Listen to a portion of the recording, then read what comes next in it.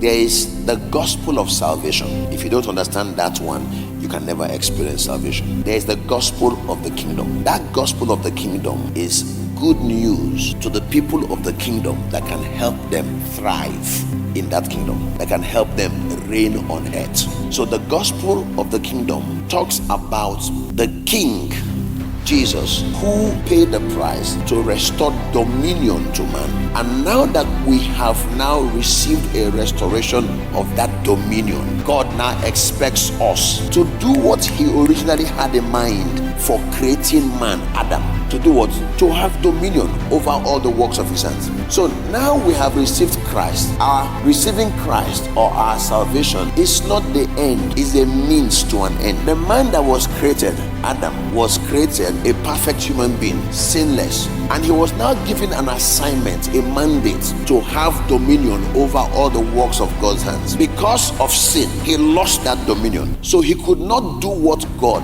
expected of him. Thousands of years after, Christ now came and restored through his sacrifice on the cross. He now restored that dominion to us. That's not the end. He just did something so that we can now be empowered to continue the work of sons of God here on earth, which is the work of governing the earth. But if you just felt that, just get born again, clap hand, and wait.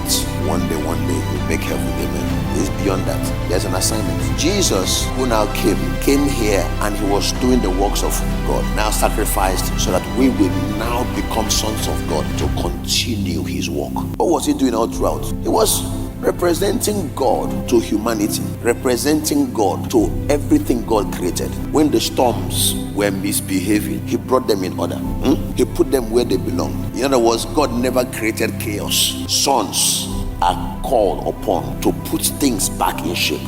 In the book of Acts, in the midst of persecution, where normally people will be discouraged, the saints of God rejoiced for having been counted worthy. In other words, sons of God are not afraid of crisis. We solve problems. We're not afraid of problems. That's why God has designed that even in these last days, as darkness covers the earth, gross darkness the people, God commanded us to arise and shine. This is the time for us to manifest. You know why? Because we have the spirit of dominion restored to us.